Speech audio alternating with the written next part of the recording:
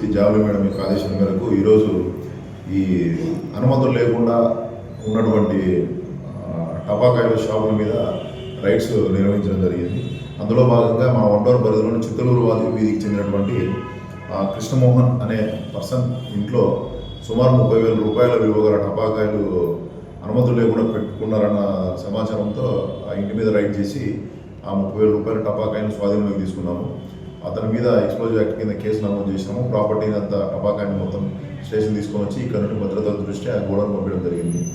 ఈ అందరికీ వ్యాపారస్తులకి అందరికీ పోలీసు తరఫున విజ్ఞప్తి ఏమంటే, ఎవరైనా సరే ఎటువంటి అనుమతులు లేకుండా ఈ పేలుడు సంభవించేటువంటి టపాకాయని ఎక్స్ప్లోజివ్స్ని పెట్టుకోవడం అన్నది ఇది చట్టరీత్యా నేరం కాబట్టి అటువంటి వాటిపైన మేము కఠినంగా చర్యలు తీసుకుంటాము ప్రజల భద్రతల దృష్ట్యా. సో వారు కేటాయించినటువంటి లైసెన్స్ ఉన్నటువంటి షాపులలో మాత్రమే వాళ్ళు ఈ టపాకాయల్ని భద్రపరచుకోవడము, వ్యాపారం చేయడం, ట్రాన్స్పోర్టేషన్ చేయడం. అంతేగాని ఎటువంటి అనుమతి లేకుండా ఇల్లీగల్గా పెట్టుకుంటే వాళ్ళ మీద చట్టప్రకారం చర్యలు తీసుకుంటాము. ఈ అందరూ దీనికి సహకరించాలని చెప్పేసి, అటువంటి సమాచారం ఎవరి దగ్గరైనా ప్రజల దగ్గర ఉంటే ఇమీడియట్గా కన్సర్న్ పోలీస్ స్టేషన్ SHOస్కి తెలియజేయాలని చెప్పేసి పోలీస్ శాఖ తరఫున కోరుతున్నాం.